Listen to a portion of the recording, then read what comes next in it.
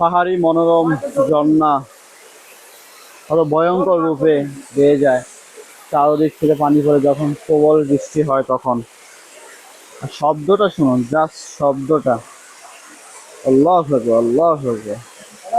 24টা ঘন্টা পানি পড়তেই থাকে, পানি পড়তেই থাকে পাহাড়ের উপর থেকে, পানির কোনো শেষ হয় না। আর একদম পানি চলে যায় সেই নিচে, মহামায়া লেক প্লাস পাহাড় ঝর্ণা।